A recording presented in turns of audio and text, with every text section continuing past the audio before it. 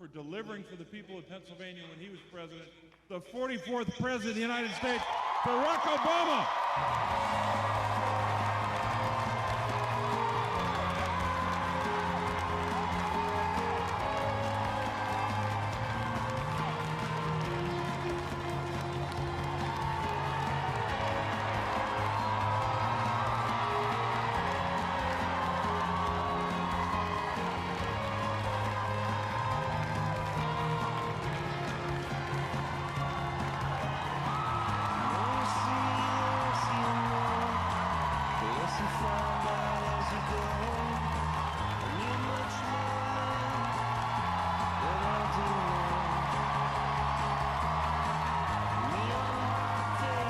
Pittsburgh! Are you fired up?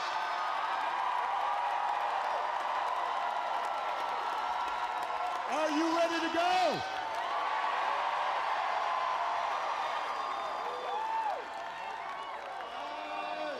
It is good. It is good to be back in Pennsylvania. It is good to be back in Pittsburgh.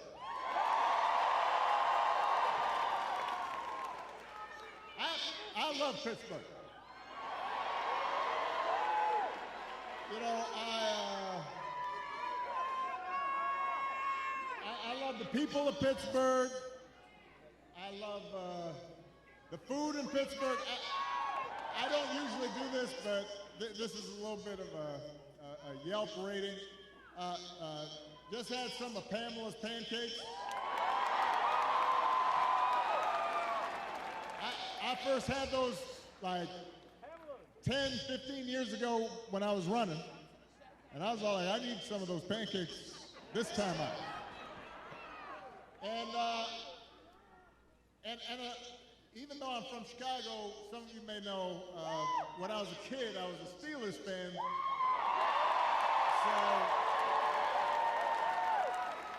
And watching the Steelers this season, it seems I'm not the only guy from Chicago who likes being in Pittsburgh. Because so far, Justin Fields is doing pretty good. Now, before we get started, we have a little bit of work to do here. All right, so I want everybody to be, just settle in. We got some work to do.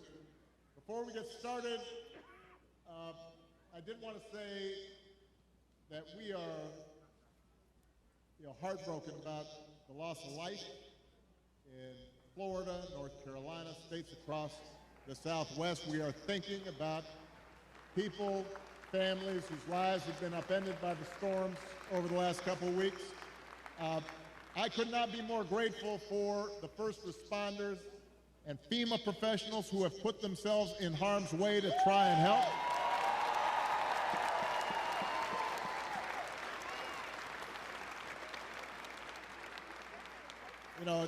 It's times like this when you realize having honest, competent leadership in government really matters. It makes a difference. And today I'm asking you to vote for some of those leaders, including some folks we need working with your outstanding governor, who you just heard from, Governor Josh Shapiro. We need them in Harrisburg. So we need you to vote for your next Auditor General, Malcolm Kenyatta. Your next Attorney General, Eugene DePasquale. Your next State Treasurer, Eric McClellan. And my buddy, your outstanding United States Senator Bob Casey.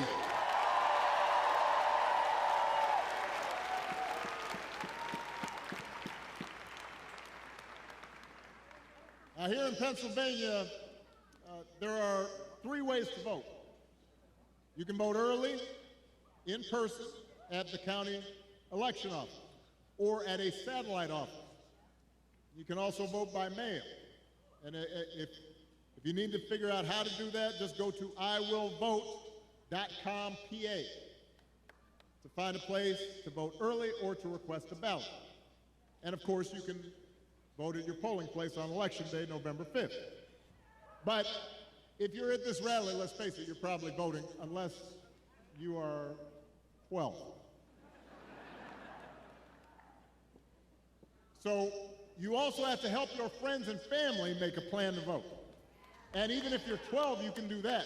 Talk to your mom and dad and aunts and uncles, because together we have a chance to choose a new generation of leadership in this country and start building a better and stronger and fairer and more hopeful America.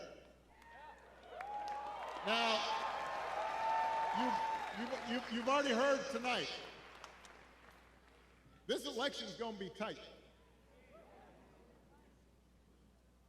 because there are a lot of Americans who are still struggling out there. They're still striving to make life better for themselves, for their families, and for their kids. And let's face it, as a country, we've been through a lot these last few years. We had a historic pandemic wreaking havoc on communities and businesses. Disruptions from the pandemic then caused prices to spike, and that put a strain on family budgets. And in many ways, it's felt like the aspirations of working people have taken a back seat to the priorities of the rich and the powerful. So I get it, why people are looking to shake things up.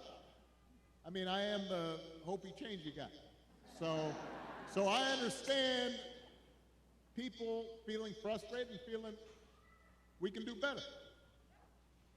What I cannot understand is why anybody would think that Donald Trump will shake things up in a way that is good for you, Pennsylvania. I don't understand that.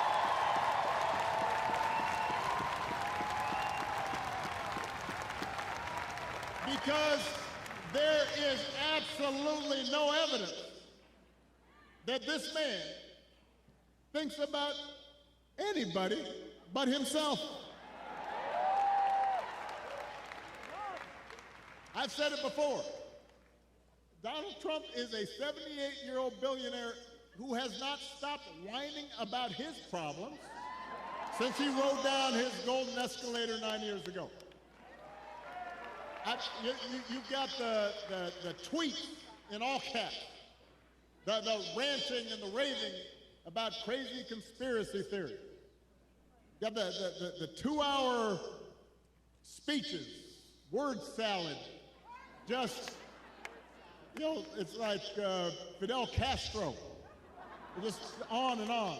Constant attempts to sell you stuff. Who does that? Selling you gold sneakers and a $100,000 watch and most recently a Trump Bible. He wants you to buy the Word of God, Donald Trump edition. Got his name right there next to Matthew and Luke. I mean, you could not make this stuff up. If you saw it on Saturday Night Live, you'd say, well, no, that's going too far. No, he's doing that.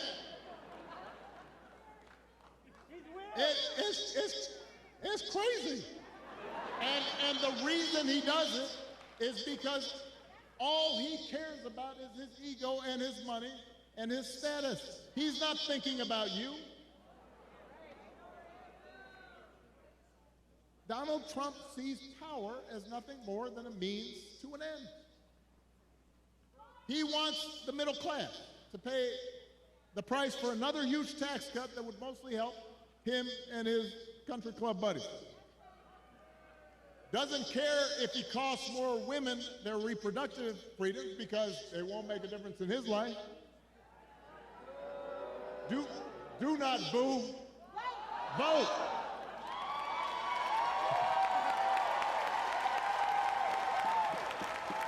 They can't hear your boos, but they can hear your votes.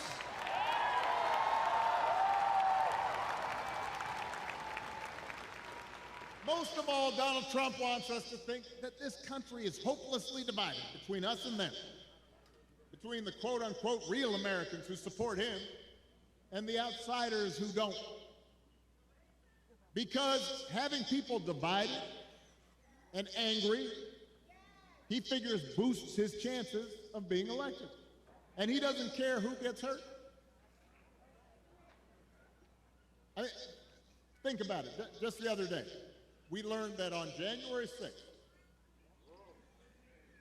a couple years ago, Donald Trump was told that Mike Pence was in the Capitol about 40 feet from an angry mob chanting, "Hang Mike Pence." And his response was, quote, "So what? Don't boo." If Donald Trump does not care that a mob might attack his own vice president, do you think he cares about you? Pennsylvania, we do not need 4 more years of that. We don't need 4 more years of arrogance and bumbling and bluster and division. America's ready to turn the page. We are ready for a better story, one that helps us work together instead of turning against each other. Pennsylvania, we're ready for President Kamala Harris.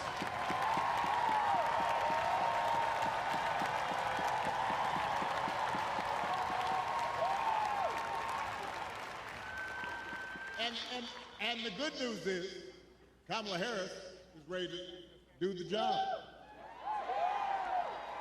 This is a leader who has spent her life fighting on behalf of people who need a voice and a chance. Somebody who was raised in the middle class, who worked a summer job at McDonald's while she earned a degree, who believes in the values that built this country. Somebody who has served with distinction in every office that she has ever held. I think we probably had a fainting spell back there. So let's make space for the emergency folks. This happens sometimes. Everybody bend their knees a little bit. You've been standing for a while. You can dance if you want. I just suggest bend your knees. But she'll be okay. Kamala is as prepared for the job as any nominee for president has ever been. That's who Kamala is.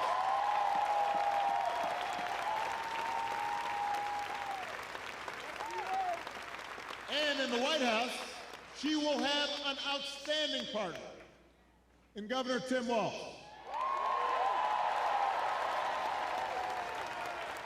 Tim is a veteran, he is a teacher, he's a coach, he's a hunter. He's been a great governor working with Democrats and Republicans to get stuff done. He can also take a vintage truck apart and put it back together again. You think Donald Trump can do that?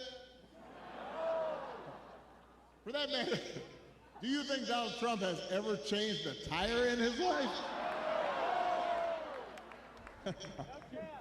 I'm just trying to picture.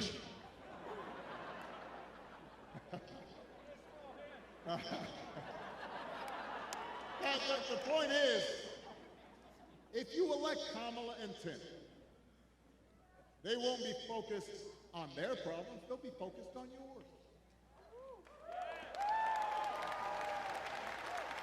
They understand that too many folks here in Pennsylvania and across the country are struggling to pay the bills.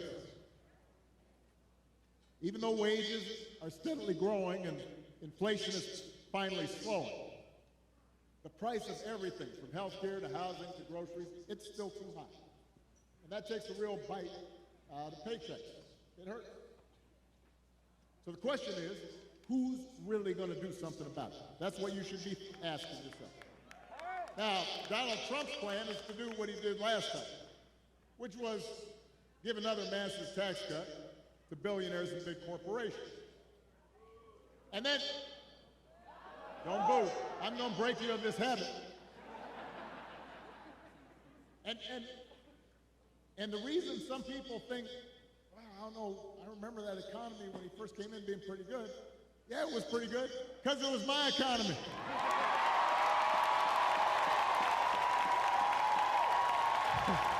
We had had 75 straight months of job growth that I handed over to him. It wasn't something he did. I spent 8 years cleaning up the mess that the Republicans had left me the last time.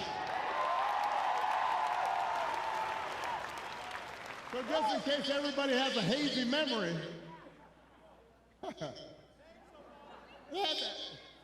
he didn't do nothing except those big tax cuts.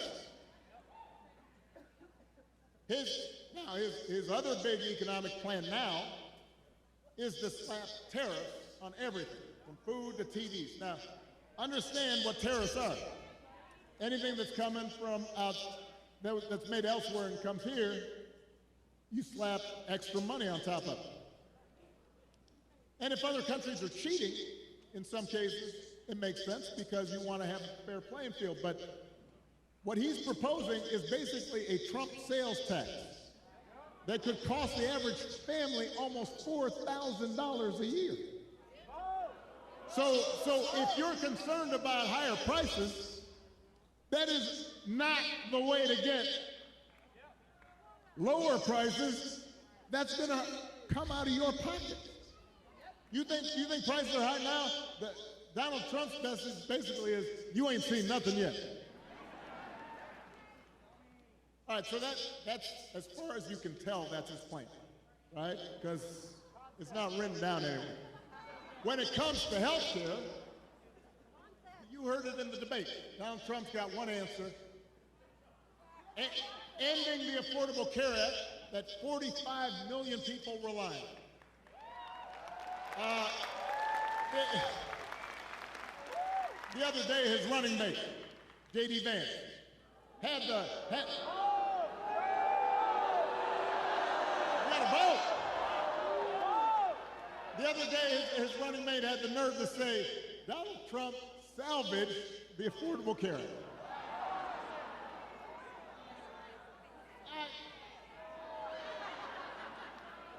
I mean, Donald Trump spent his entire presidency trying to tear it down. And by the way, he couldn't even do that right. And now, 8 years after he was elected, when he was asked about what he was going to do, he says he's got concepts of a plan for how he'd replace it. Now, I want you all to think about this for a second. Let's say your boss gives you an assignment, project. He says, I need this on Friday. And Friday comes around and he says, so, did you finish that project I asked for? And he says, well, I actually haven't started, but I have a concept of a plan. Or you could try it at home. Honey, did you do the dishes? I have a concept of a plan to do the dishes. How's that going to go over? If it wouldn't work for you, why in the heck should it work for the President of the United States?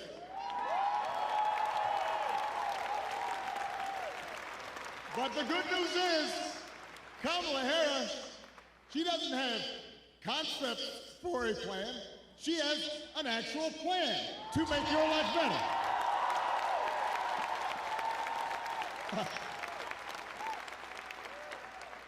To bring down the cost of things like groceries. She'll go after corporations that are jacking up prices.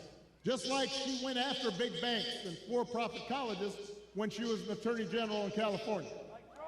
And believe me, when she does, nobody's going to want to stand in her way.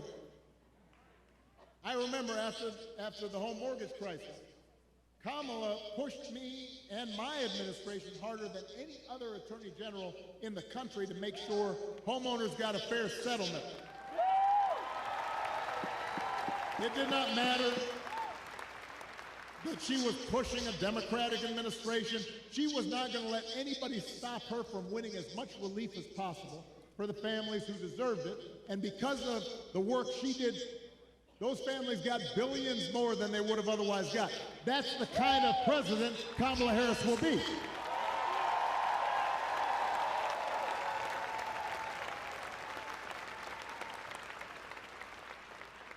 To lower housing costs, Kamala will cut red tape and work with governors like Josh Shapiro, as well as the private sector, to build 3 million new homes. And she'll give first-time home buyers up to $25,000 to help with the down payment. Plans, concrete plans.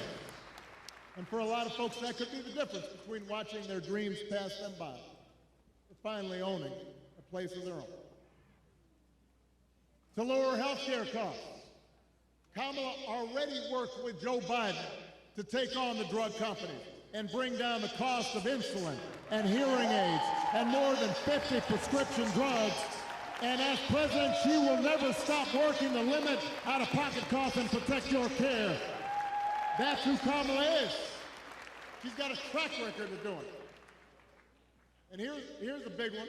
Instead of giving more tax breaks to billionaires and raising prices on working families, Kamala will give a tax cut to 100 million middle class and working people here in America.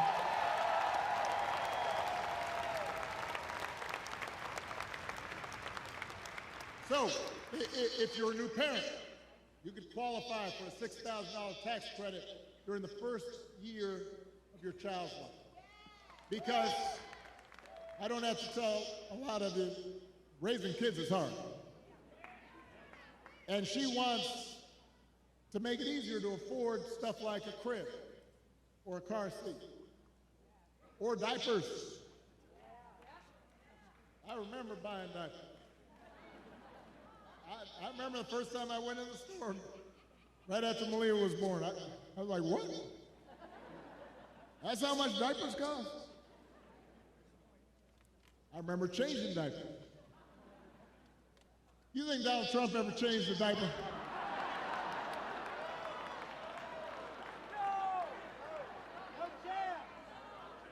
Yeah.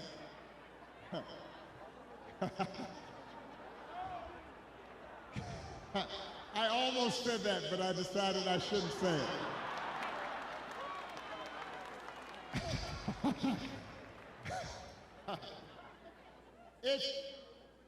If you're starting a small business, Kamala Harris will give you a $50,000 tax credit to help you get it off the ground. That's who Kamala Harris is. That's what she stands for. So with Kamala, you've got actual plans. Trump, concepts of a plan. Now, if you challenge Trump to elaborate and enumerate his concepts, he will fall back on one answer. J.D. Vance does the same thing. Doesn't matter what the issue is, housing, health care, education, paying the bills. Their only answer is to blame immigrants. They want you to believe that if you let Donald Trump round up whoever he wants, by the way, and ship them out, all your problems will be solved. Now, we've got real issues at the border. We are a nation of laws and a nation of immigrants. We have to make sure it's fair. There are communities at the border that can be overrun. We've got to actually solve a problem. But when I hear Donald Trump talking, I've got one question. As I recall, Donald Trump was president for 4 years. And if rounding up and deporting millions of desperate people and building the beautiful wall, and didn't matter whether some of those folks you rounded up were women and children, if that's the answer to everything, well, why didn't you solve the problem? Why were the number of immigrants basically the same when you left office as when you took office? I'll tell you why. Because he didn't have a real plan. He had talking points. He had concepts of a plan. And the plan was mean and ugly. And it was designed to enhance his politics and make people angry, not to solve the problem. You know what would actually help bring order to the border and fix our immigration system? The bipartisan deal that Kamala Harris supported, even though it was written by one of the most conservative Republicans in Congress, the same bill that Donald Trump tanked on purpose because he thinks fear-mongering is how he's going to win this election. He told Republicans, even the ones who had originally supported it, don't vote for it, because he doesn't want the problem solved. We don't need a president who will make problems worse just to make his own political circumstances better. We need a president who actually cares about solving problems and making your life better, and that's what Kamala Harris will do.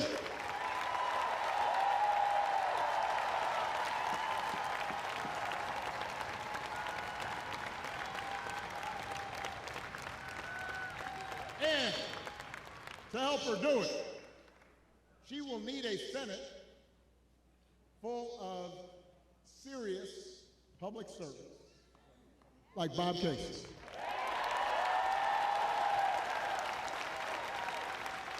I'm going to talk about this man just for a second.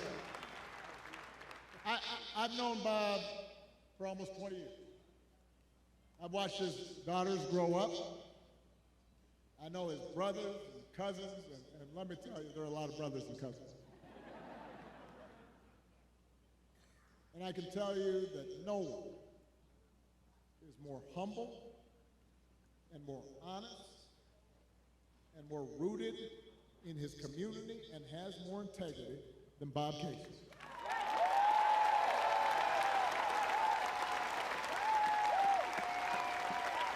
You know, in Washington, folks make a distinction between work horses and show horses. And Bob Casey, he's not a show pony. All the guy cares about is doing the job and looking after you, the people he was elected to serve. That's the kind of person we need to send back to Washington. That's the kind of person who's going to help Kamala get stuff done. Folks who share our values and will do what they can to move this country forward rather than backward. That's who Bob Casey is.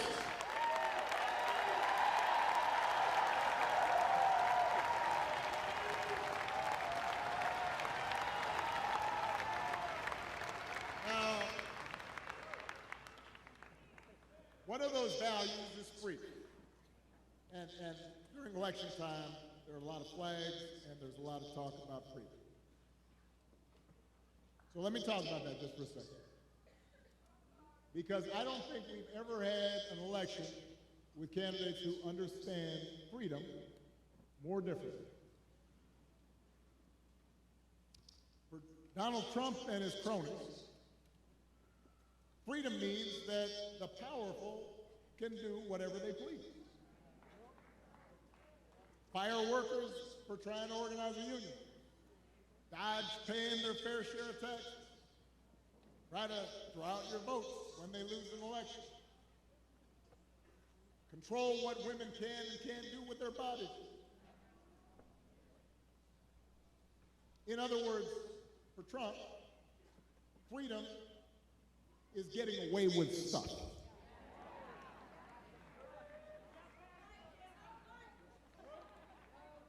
It's like he said in the middle of the pandemic. I don't take any responsibility at all. People were dying. I don't take any responsibility at all. Not sure any other president has ever uttered that statement. We have a broader idea of freedom. We believe in the freedom to provide for our families if we're willing to work.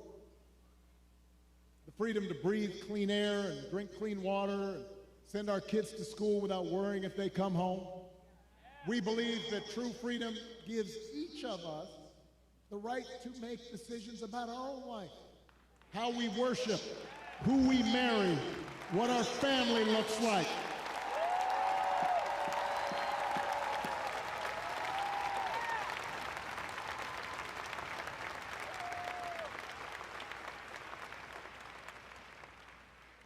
And real freedom also means that we're going to disagree on how each of us should live our lives. And we have to respect other people's views on these issues. You know, I've always said there are good people of conscience on both sides of the abortion divide.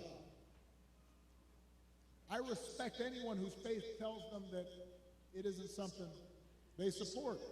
But if we believe in freedom, then we should at least agree that such a deeply personal decision should be made by the woman whose body is involved and not by politicians.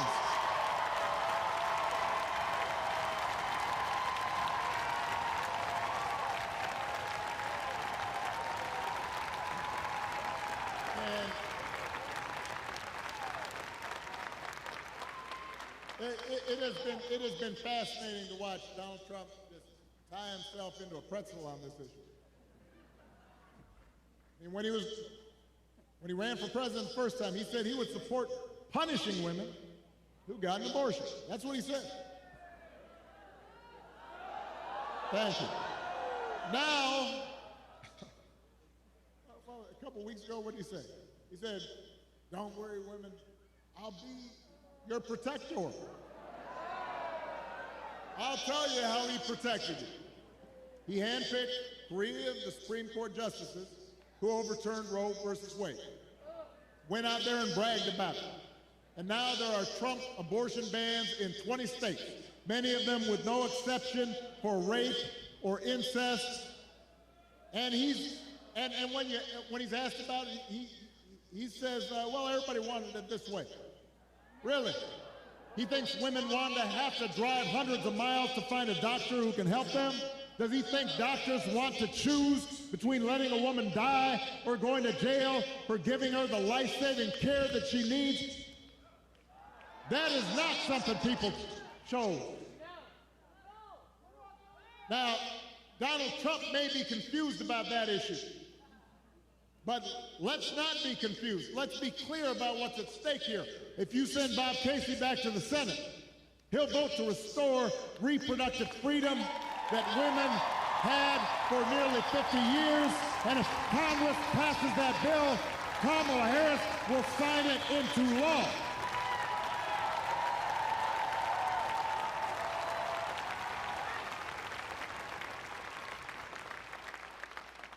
Because they understand that freedom is about being able to make the right choice for ourselves and our families.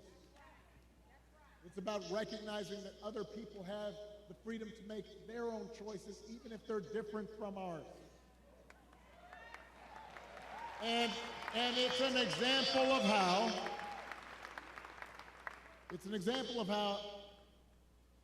at the end of the day, this election isn't just about politics. It's about values. It's about who we are and how we treat each other. And the example we want to set for our children and for their children. And it's about character. You know, some of you know that when I was growing up, I didn't have a father in the house. But I did have plenty of people around me. Stepfather, grandparents, teachers, coaches, most of all my mom, who taught me the difference between right and wrong,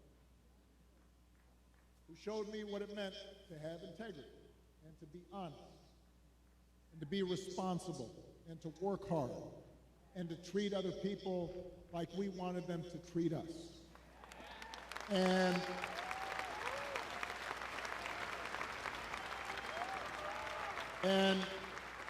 I had I had a bunch of role models out there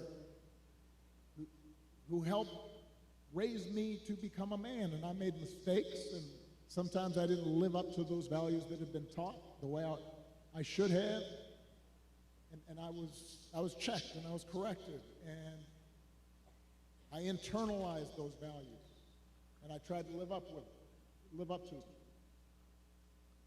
And I suspect most of you grew up the same way. And you know, that process of trying to live out your best self, trying to live out your values, that doesn't stop after the age of 20 or 21.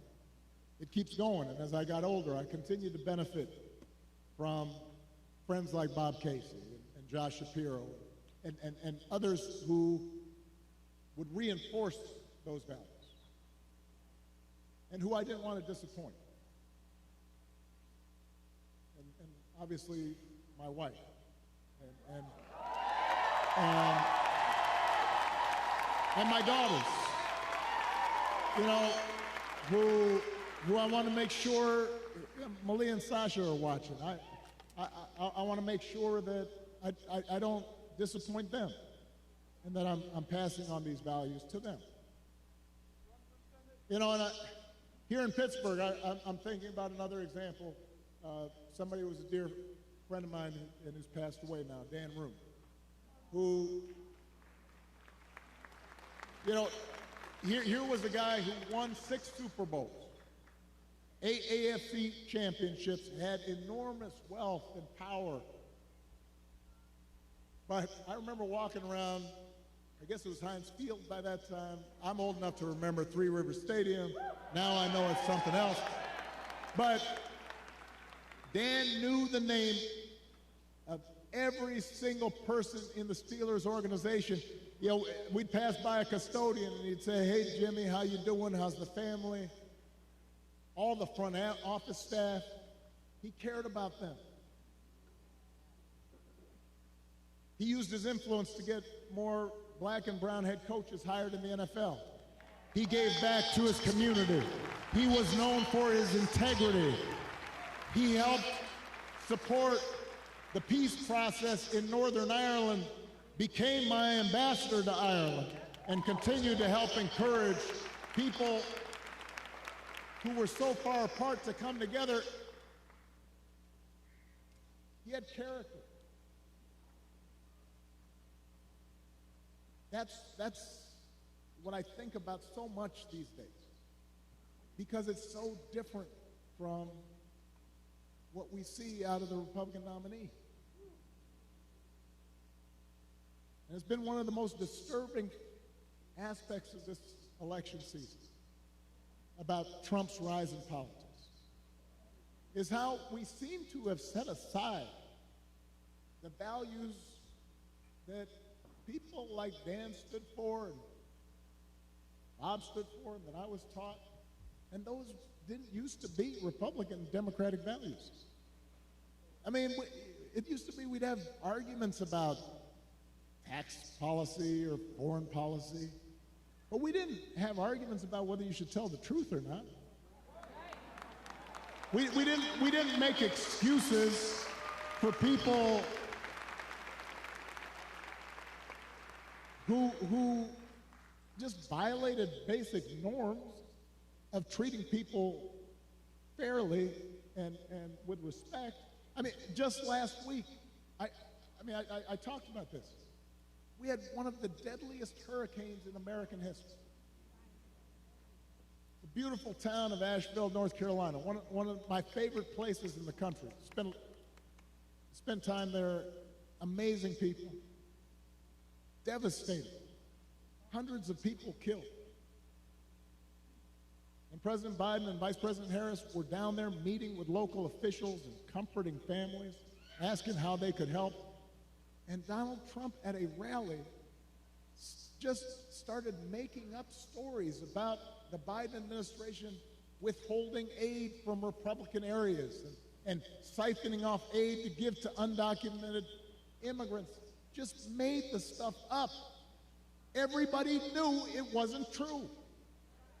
Even local Republicans said it was not true. And now the people of Florida are dealing with another devastating storm. And I want you to watch what happens over the next few days, just like the last time. You're going to have leaders who try to help, and then you have a guy who will just lie about it to score political points, and this has consequences. Because people are afraid, and they've lost everything, and now they're trying to figure out, how do I apply for help? And some of them may be discouraged from getting the help they need. The idea of intentionally trying to deceive people in their most desperate and vulnerable moments. And my question is, when did that become okay? I'm not looking for applause right now.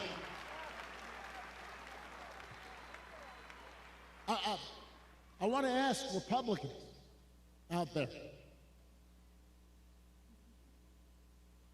people who are conservative, who didn't vote for me, who didn't agree with me. I had friends who disagreed with me on every issue. When did that become okay? Why would we go along with that? I mean, if your coworkers acted like that, they wouldn't be your coworkers very long. If you're in business and somebody you're doing business with just outright lies and manipulates, you stop doing business with them. Even if you had a family member who acted like that, you might still love them, but you tell them you got a problem. And you wouldn't put them in charge of anything.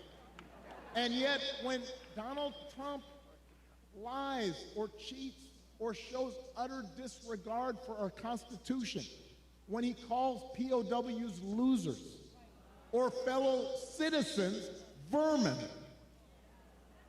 people make excuses for it. They think it's okay. They think, well, at least he's owning the libs. He's really sticking it to them. It's okay as long as our side wins. And by the way, I'm sorry, gentlemen, I've noticed this especially with some men who seem to think Trump's behavior, the bullying and the putting people down, is a sign of strength. And I am here to tell you that is not what real strength is. It never has been. Real strength is about working hard and carrying a heavy load without complaining. Real strength is about taking responsibility for your actions and telling the truth even when it's inconvenient. Real strength is about helping people who need it and standing up for those who can't always stand up for themselves. That is what we should want for our daughters and for our sons, and that is what I want to see in a president of the United States of America.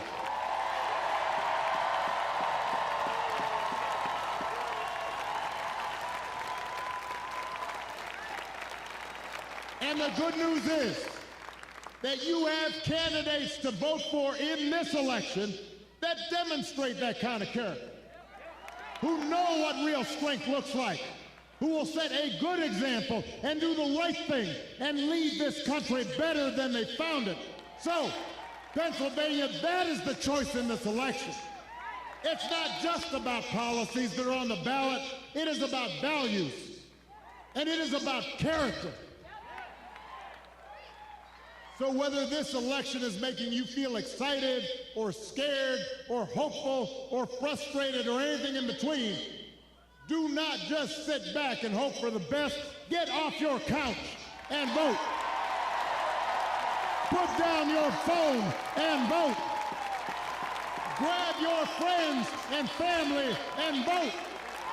Vote for Kamala Harris as the next president of the United States. Vote for Tim Walz as the next vice president of the United States. Vote for Bob Casey. and this whole incredible Pennsylvania Democratic ticket. Help your friends and family members and neighbors and co-workers do the same, because if enough of us make our voices heard, we will leave no doubt about the election outcome. We'll leave no doubt about who we are and what America stands for. And together we'll keep building a country that's more fair and more equal and more just and more free. That is our task. That is our responsibility. Let's go do it. Thank you, Pittsburgh. Thank you, Pennsylvania. Let's go vote.